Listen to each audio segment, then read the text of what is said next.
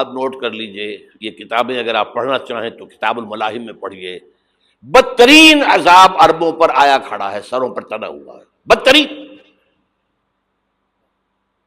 ایسی جنگ ہونی ہے الملحمۃ العظمیٰ، جس کو کہ میں بھی آپ کے گواہی پیش کر دوں گا، جسے کہا گیا ہے دی لاسٹ کروسیڈ۔ بش نے بھی کروسیڈ کا لفظ بول دیا تھا، پھر واپس لیا اس نے۔ نکل جاتی ہے جس کے منہ سے سچی بات مستی میں، فقیہ مصلحت بھی سے وہ رندے بادہ خار اچھا، کروسیڈ کہہ کر پھر واپس لیا۔ یہ کروسیڈ، اس کے اوپر جس قدر نقصان ہونا ہے عربوں کا، گریٹر اسرائیل بنے گا، یہ عراق، شام، اردن، سعودی عرب کا کچھ شمالی علاقہ، ترکی کا جنوبی علاقہ، مصر کا صحرائے سینا، اور اس کے ساتھ ہی جو بہترین اس کا زرخیز ترین علاقہ ڈیلٹا آف نائل، یہ سب یہودیوں کے قبضے میں جائیں گے۔ اس کو حدیث میں کہا گیا الملحمۃ العظمیٰ۔ عیسائی 80 علم لے کر اے مسلمانوں تم پر حملہ آور ہوں گے، اور ہر علم کے نیچے 12,000 فوج ہوگی، 9.5 لاکھ فوج۔ یہ نیٹو کی تیاری کس کے لیے ہو رہی ہے؟ جب یو ایس ایس آر کا خاتمہ ہوا تو پوچھا گیا تھا نیٹو چیف سے، اب کس لیے؟ تمہارا وہ دشمن تو ختم ہو گیا، اب ہمیں اسلامک فنڈامنٹلزم سے نمٹنا ہے۔ وہ جانتے ہیں خطرہ یہی ہے، اب اسلام ابھر سکتا ہے، مسلمانوں کے سینوں کے اندر وہ آگ ہے، اوپر خاکستر آ گیا ہے، تم کہیں اٹھانا بیٹھنا، یہ اندر تو انگارہ ہے، اوپر سے راکھ ہے، اس سے دھوکہ نہ کھا جانا ان کے دلوں کے اندر۔ اور بش نے کہا تھا مسلمان چاہتے ہیں کہ ہسپانیہ سے لے کر انڈونیشیا تک نظام خلافت قائم کریں، اور میں حیران ہوا تھا کہ اس کمبخت کو ہسپانیہ کا خیال کیسے آ گیا؟ ہمیں تو کبھی آتا ہی نہیں، اب ہم تو بھول گئے، وہ تو 500 برس پرانی بات ہے جبکہ وہاں سے ہمیں نکال دیا گیا تھا۔ اگرچہ اقبال نے کہا تھا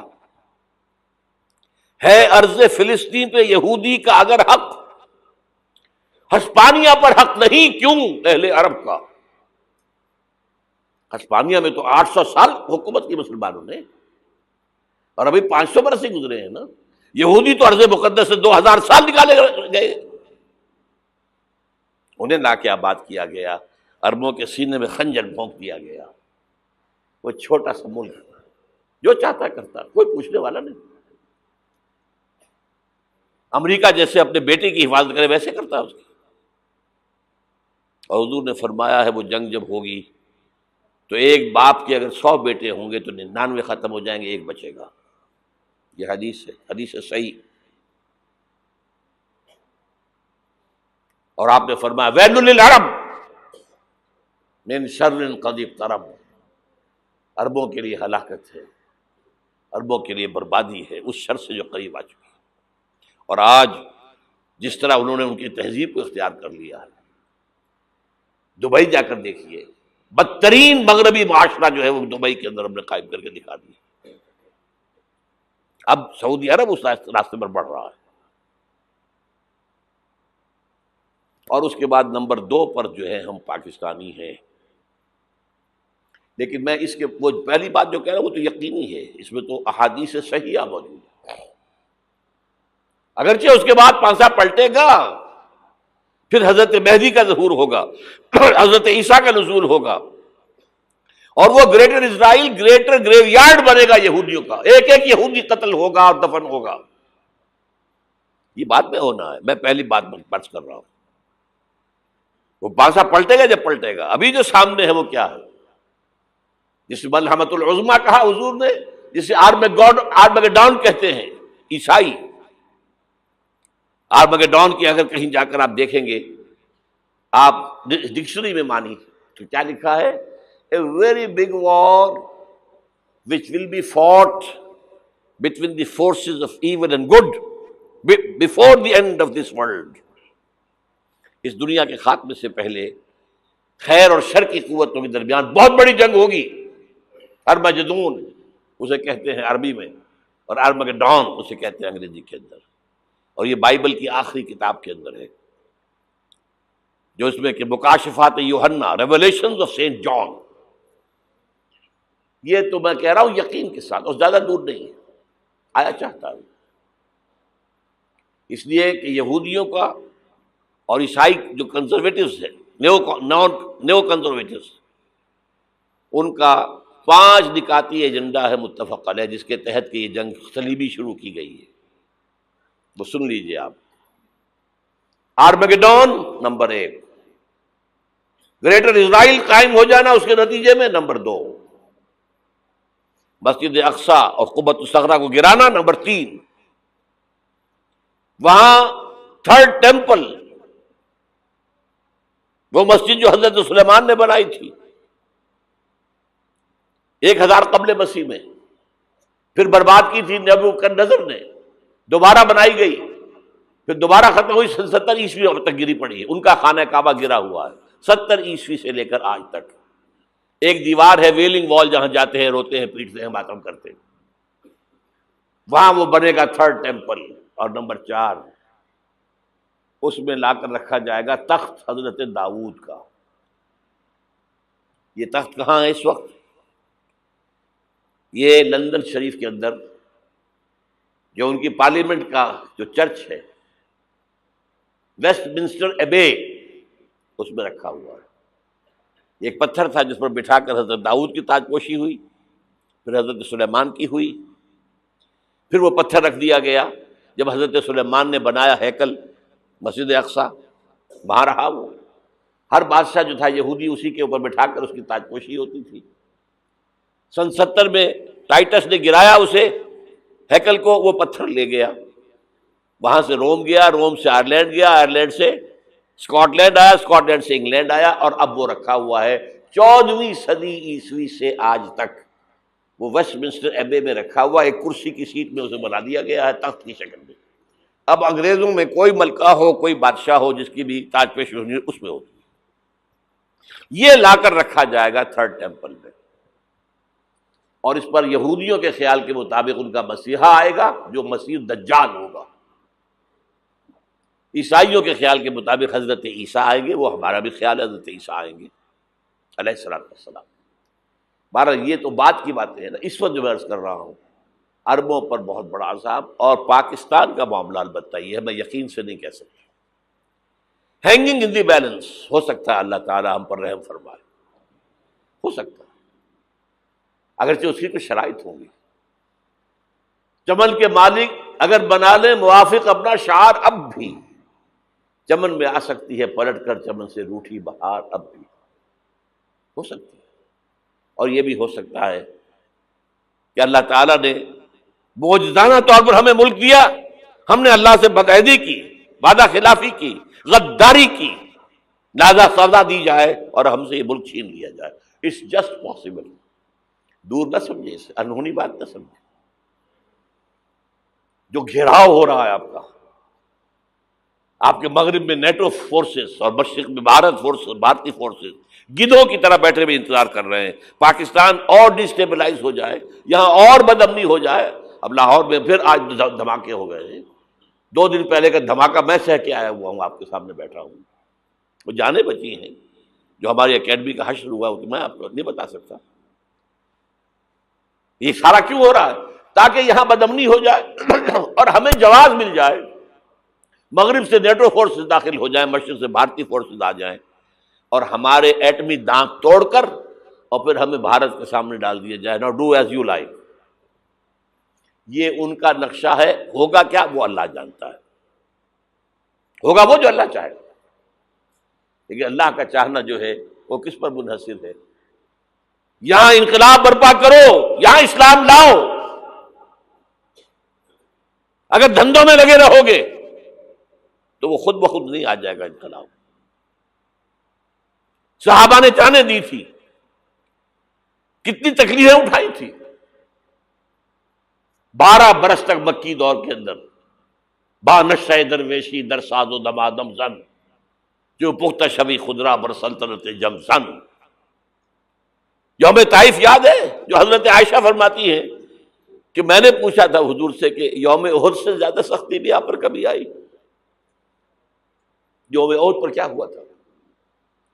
تلوار کا وار پڑا تھا آپ کے چہرہ مبارک، یہ جو رخسار کی ہڈی ہے اس کے اندر وار گیا ہے، اوپر خود کی 2 کڑیاں تھیں وہ اس میں گھس گئیں، 2 دندان مبارک شہید ہوئے۔ وہ خود کی کڑیاں ایک صحابی نے اپنے دانتوں سے پکڑ کے کھینچنے کی کوشش کی، دانت نکل گئے، وہ نہیں نکلی، کیا جتن کر کے نکالی گئی ہوگی تو خون کا فوارہ آیا، اتنا خون گیا ہے کہ آپ بے ہوش ہو گئے، گر گئے، اور مشہور یہ ہو گیا کہ آپ کا انتقال ہو گیا، شہادت ہو گئی۔ یہ سیرت کبھی پڑھی ہے؟ حضرت عائشہ کے ہوش کا تو یہی دور تھا نا، یوم طائف میں تو آپ کی کیا تھی، بچی تھی، انہیں کیا پتا کیا ہو رہا ہے حضور کے ساتھ۔ 3 دن تک حضور مکے کی گلیاں اور وہاں کے اوباش لوگ پتھراؤ کر گئے تھے اس امید میں کہ شاید وہاں کا کوئی سردار ایمان لے آئے، تو یہاں تو ابو طالب بھی فوت ہو گئے، یہی دنیاوی سہارا تھا، خاندانی سہارا تھا ابو طالب کے ذریعے، اور گھر میں ایک دلجوئی کرنے والی رفیقہ حیات تھی، وہ بھی، ان کا بھی انتقال ہو گیا۔ آپ نے کہا یہ عام الحزن ہے، اب تو سب کو طے ہو گیا قریش کو کہ اب جیسے قتل کر دو ان کو، اسی لیے آپ گئے طائف، شاید وہاں کا کوئی بڑا سردار مانے، ایمان لے آئے مجھ پر، تو میں اپنا مرکز ادھر شفٹ کر دوں۔ تینوں سے ملے ہیں، تینوں نے وہ جواب دیے، نکل جاؤ یہاں سے، میں تمہارے ساتھ بات بھی کرنے کو تیار نہیں۔ اچھا، تمہارے سوا کوئی نہیں ملا تھا اللہ کو نبی بنا کر بھیجنے کے لیے؟ دیکھو جاؤ، میں بات نہیں کرنا چاہتا، ہو سکتا ہے میں بے عزتی کر بیٹھوں، واقعی تم اللہ کے نبی ہو تو میں مارا جاؤں گا، جاؤ جاؤ جاؤ۔ یہ سلوک محبت کے ساتھ ہوا ہے۔ اور پھر چھوکروں کو، اسٹریٹ ارچنز جنہیں آپ کہتے ہیں، اشارہ کیا تھا، خبر لو ان کی، پتھراؤ ہو رہا ہے، ساتھ کوئی ہے ہی نہیں، ایک آدمی صرف، زید ابن حارثہ۔ اب سامنے سے پتھر آ رہے ہیں تو حضرت زید آگے آ جاتے ہیں، ڈھال بنتے ہیں، مجھے لگے پتھر حضور کو رہے، آپ پیچھے سے آ رہے ہیں، چاروں طرف سے تو ڈھال نہیں بن سکتا ایک شخص، جسم لہو لہان، خون جا کر جوتیوں میں جم گیا ہے، جوتی اتر نہیں۔ پھر وہاں سے واپسی پر جو دعا مانگی ہے، اللہم الیک اشکو ضعف قوتی وقلت حیلتی وہوانی علی الناس، اے اللہ تیری جناب میں فریاد لے کر آیا ہوں اپنی قوت کی کمی کا، اپنے وسائل کی کمی کا، اور جو ذلت و خواری ہو رہی ہے لوگوں کے سامنے، الا ملتقننی، مجھے کس کے حوالے کر دیا ہے، الا بعیدی یتجہمنی، یہ میرے اوپر ہجوم کر کے آ جائے، حملہ کریں، اور عدو من لگتا امرے، یہ دشمن کے حوالے میرا معاملہ کیا، جو چاہے کر دے وہ۔ لیکن پھر عبدیت غالب آتی ہے، ان لم یکن علی غضبک فلا ابالی، اللہ اگر تو ناراض نہیں ہے تو مجھے کوئی پرواہ نہیں، سر تقسیم خم ہے جو مزاج یار میں آئے، مجھے اندیشہ یہ ہے کہ تو ناراض تو نہیں ہوگی۔ یہ تکلیفیں جھیلی ہے، سینکڑوں صحابہ نے جانوں کا نذرانہ پیش کیا ہے، احزاب کی جنگ میں فاقوں پر فاقے ہو رہے تھے، اور ان فاقوں کی حالت میں خندق کھودنے کا حکم ملا ہے، لوگوں کی کمریں دوہری ہو رہی ہیں، پتھر باندھے ہیں اپنے پیٹوں سے، اپنی چادروں کے ساتھ کس کر، کمر دوہری نہ ہو جائے۔ اور جب صحابہ کدالیں چلا رہے ہیں تو کیا کہہ رہے ہیں؟ نحن الذین بایعوا محمدا علی الجہاد ما بقینا ابدا، اللہم لا عیش الا عیش الاخرہ۔ صحابہ کہتے تھے ہم وہ لوگ ہیں جنہوں نے محمد سے بیعت کی ہے کہ جہاد کرتے رہیں گے جب تک جان میں جان نکل جائے تو بات، اور جان ہے، چاہے ابھی بھوک سے کمر دوہری ہوئی جا رہی، جان تو ہے۔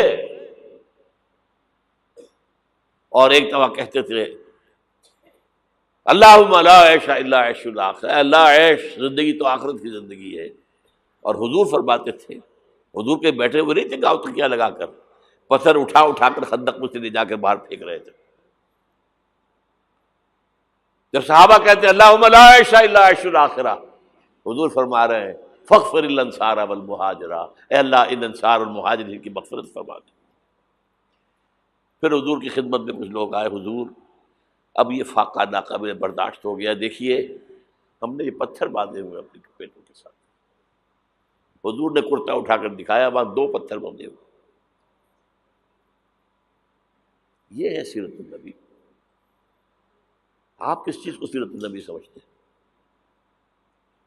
بہرحال اس موضوع پر میری ایک کتاب ہے منہج انقلاب نبوی، کہ انقلاب کیسے آیا تھا۔ اگر دل میں ذرا بھی آرزو پیدا ہو گئی ہو کہ اللہ قبول کر لے مجھے بھی، مجھے قبول کر لے اس کام کے لیے، تو وہ کتاب آپ کے لیے مسٹ ہوگی، اس کا پڑھنا۔